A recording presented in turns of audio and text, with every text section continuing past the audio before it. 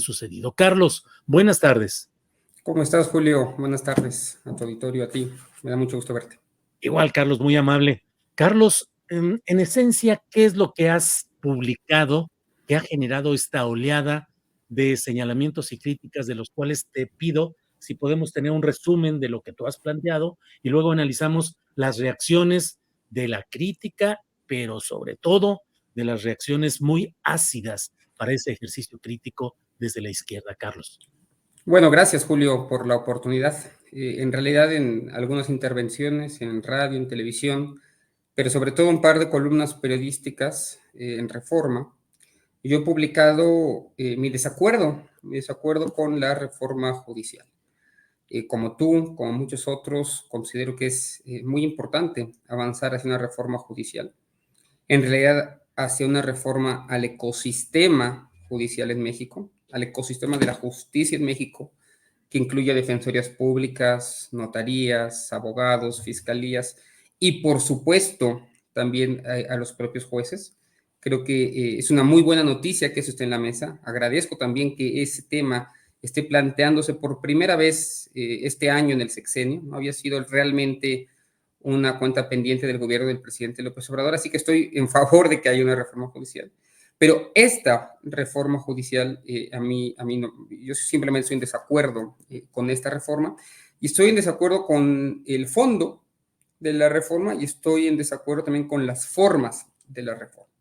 Entonces, lo que he hecho en estas dos últimas columnas es, bueno, básicamente explicar cuáles son mis desacuerdos sustantivos con la reforma. Desde mi punto de vista, avanzar en particular hacia la elección de jueces y magistrados es una mala idea.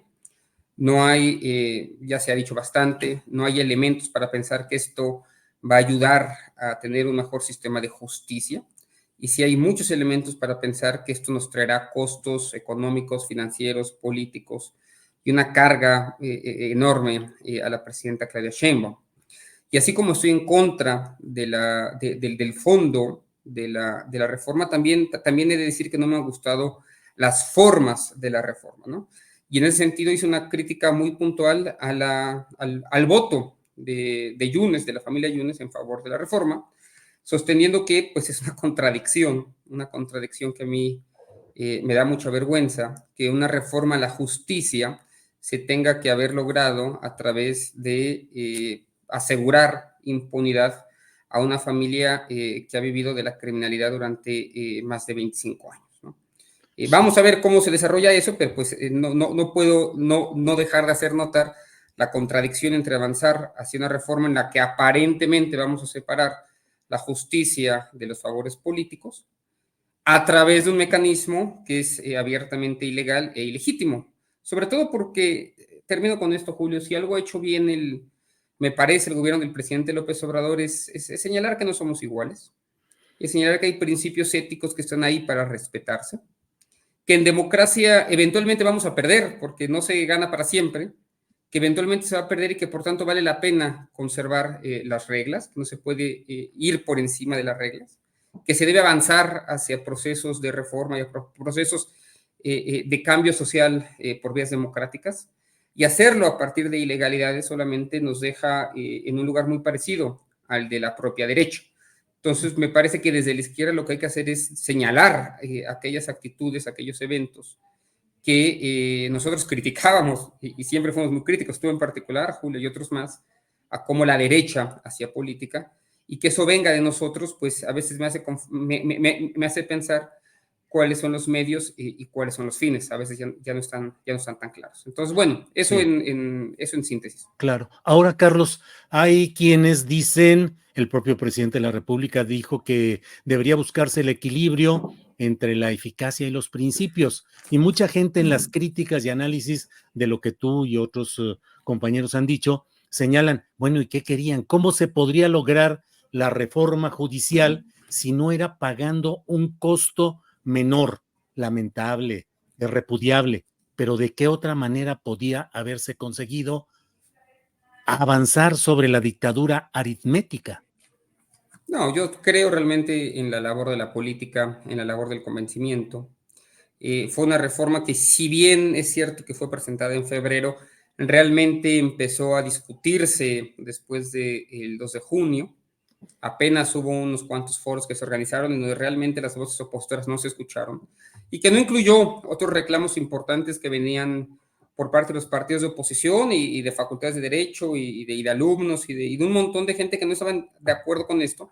Y tampoco hubo la menor intención de tomar en cuenta muchas otras propuestas que venían de diferentes capas de la sociedad. Yo creo que una reforma de este calado, sobre todo una reforma que cambia las reglas del juego, que cambia el tablero, ¿no? El tablero en el que estamos jugando a la política, necesita ser consensuada por grandes partes de la población y tiene que tener un consenso entre la clase política.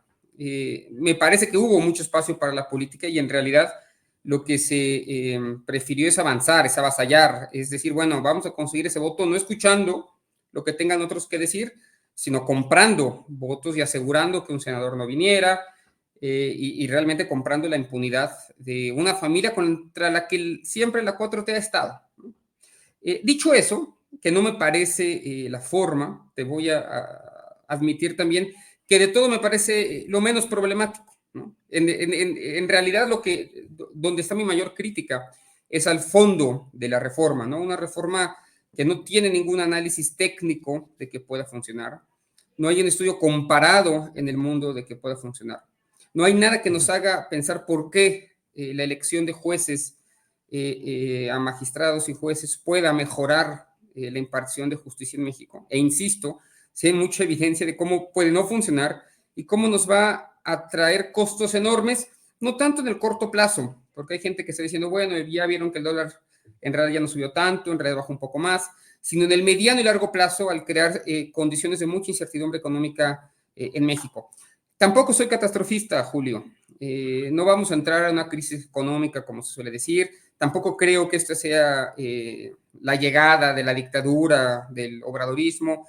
No soy tan catastrofista, pero sí creo que han cambiado la realidad política en México de junio a septiembre. En junio, cuando la presidenta me parecía que tenía todo a su favor, ¿no? Todas las variables macroeconómicas a su favor, toda la condición política a su favor, y ahora va a enfrentar, al menos en la primera parte de su mandato, un problema político enorme que consta pues en el diálogo con todo el sector judicial, que evidentemente no va a querer cooperar con la presidenta, que va a costar mucho esfuerzo político, muchos recursos, mucho dinero, y además en el mediano y largo plazo lo que sí tiene que ver con las variables macro. ¿Quién va a querer venir a invertir en México cuando tenemos este nivel de incertidumbre política y económica por lo menos hasta 2027? Eso es lo que simplemente apuntaba en estas dos columnas. Claro. Carlos, dices buscar consenso, dialogar, llegar a acuerdos con la clase política para poder procesar adecuadamente un proyecto como la reforma judicial. Te pregunto, porque lo he leído también dentro de las críticas y señalamientos que hay a lo que tú y otros compañeros han publicado, la abundante votación del 2 de junio no es suficiente como para que con plena legitimidad esa fuerza política expresada en el Congreso saque adelante un proyecto que además lo anunció con toda oportunidad? Sí, no me queda la menor duda que ese voto masivo por parte de la población, pues no iba para hacer cambios cosméticos, sino iba a ser para lograr cambios estructurales. El problema es que esta reforma a la justicia no plantea realmente, desde mi punto de vista, cambios estructurales que vayan a hacer que vayamos a tener una mejor impartición de justicia, sino que va encaminado hacia la centralización del poder, tengo que decirlo así, tal como lo pienso. También creo, Julio, Oye, no sé Carlos, cómo tú lo pero ves. entonces se distorsionó el mandato del 2 de junio en este No, no es terreno. que se haya distorsionado, no, yo no voy por ahí, es más, me parece que Morena tenía toda la legitimidad para intentar avanzar y tiene la legitimidad para avanzar desde ya con todas sus reformas. También me parecía, lo debo decir acá, que ese tipo de reformas tenían que haberse hecho una vez que Claudia Sheinbaum haya tomado la presidencia de la República y que me parece que era en todo caso una decisión de ella, tomado el poder el 1 de octubre, quien digamos, fuera la que impulsara esta reforma. La gran pregunta es por qué no quiso esperarse el presidente de la República a octubre, una vez que él haya salido del poder y haya sido Claudia, quien en todo caso, en toda libertad, decidiera si sí quería avanzar en estos términos con la reforma o no lo quería. Ahora, desde mi punto de vista, tiene un margen de maniobra muy pequeño para decidir en qué medida o en qué medida no está de acuerdo con esa reforma. Evidentemente lo dice, pero no estoy tan seguro que si esto hubiera sucedido en octubre, la reforma hubiera avanzado en estos mismos términos. O sea, ¿consideras, Carlos, con lo que tú analizas y consideras y platicas, tienes información, que la propia presidenta electa Claudia Sheinbaum no estaría de acuerdo en los términos exactos de la reforma judicial como ha sido presentada hasta ahora? No lo sé, obviamente no estoy en la cabeza de Claudia Sheinbaum ni estoy cerca del equipo de Claudia Sheinbaum, pero sí queda la pregunta de qué hubiera pasado si el presidente no se hubiera querido apresurar y más bien hubiera dejado a la propia Claudia Sheinbaum un margen de maniobra para que sea ella, en todo caso, la que decidiera si avanzaba en estos términos o no. En cambio, lo que sí me parece es que el presidente se va al rancho, termina su mandato y le deja un problema político enorme. La verdad es que no me creo la hipótesis en el sentido de que él absorbe todos los costos políticos que este pueda tener y le deja, digamos, a Claudia un camino más despejado. Por lo contrario, los costos económicos, los costos políticos de la reforma se quedan ahí. Los costos de implementación de la reforma van a ser enormes y el diálogo con insisto, con el ecosistema judicial va a continuar ahí y Claudia Sheinbaum va a tener que dedicarle un montón de recursos a esto. Ahora, dicho eso, insisto, muchos de nosotros estamos a favor de una reforma a la justicia, como estaría a favor, por cierto, de una reforma al ejército mexicano, a las Fuerzas Armadas, una reforma fiscal, muchísimas otras reformas que me parece que son igual de importantes para avanzar hacia un país más justo, un país más libre.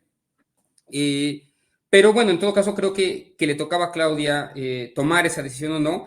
Y esto lo explico en realidad por el presidente López Obrador intentando correrse lo más posible a la izquierda para evitar un corrimiento después al centro por parte de Claudia Sheinbaum. Pero me parece que es muy tarde, faltando un mes para que terminara su mandato, le tocaba a Claudia Sheinbaum tomar las decisiones importantes con respecto a esto. Bien. Ya lo veremos cómo es que esto se aplica en leyes secundarias, ¿no? Ya están en Uh-huh. los transitorios, pero en leyes secundarias vamos a ver cómo se matiza o no muchas de las cuestiones que están referidas ya en la reforma judicial. Cierro agradeciéndote esta oportunidad de platicar y a reserva de lo que desees agregar, Carlos, preguntándote si ves a la próxima presidenta Claudia Sheinbaum condicionada, disminuida en sus posibilidades plenas de ejercicio presidencial por todas estas circunstancias, entre ellas lo de esta herencia de la reforma judicial. ¿La ves condicionada? Bueno, condicionada sí, porque ahora van a tener que enfrentar una reforma que se le ha, no sé si es la palabra correcta, impuesta por parte del presidente anterior y ya tendrá que ser la encargada de implementarla, ¿no? Es una reforma repleta de incertidumbre, Julio, insisto, no hay análisis técnicos que puedan de alguna manera legitimar lo que dice esa reforma. Fue una reforma hecha al vapor. Realmente tampoco fuera de México hay estudios comparados que nos den una idea de cómo va a poder funcionar esto. Me parece además muy mala idea hacer que los tres poderes del Estado sean quienes hagan las listas para que la gente vaya a votarlas. Va a ser una elección kafkiana que todavía no está muy claro cómo va a poder funcionar.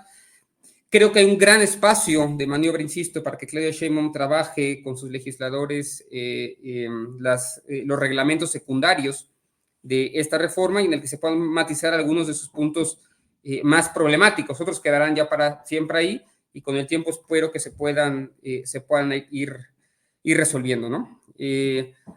Por último, decir que hay gente que hemos estado, que estamos desde hace 20 años o más cerca del movimiento, que coincidimos en lo esencial del movimiento, que creemos que uno de los grandes logros del presidente López Obrador ha sido navegar el equilibrio entre las variables macroeconómicas y enfocar la política social, es decir, 9 millones menos de pobres, reducir la desigualdad, son logros que solamente pudieron darse a partir de el respeto a ciertas reglas y a ciertos acuerdos que se tenían también, hay que decirlo así, con las variables macroeconómicas.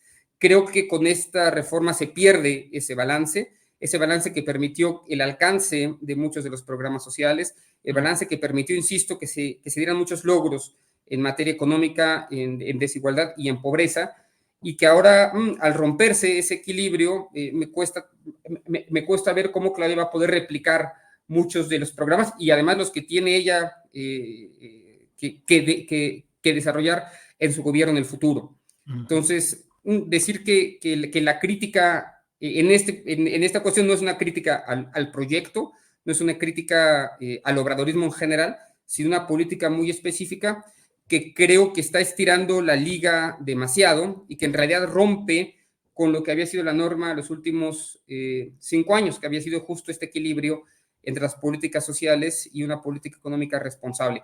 La incertidumbre económica que se viene, vamos a ver de qué tamaño es, insisto, no quiero ser catastrofista, pero creo que le deja un camino con más piedras de las que tenía que tener Claudia Sheinbaum en una reforma que no pidió, que desde mi punto de vista tampoco quería y que no necesitaba.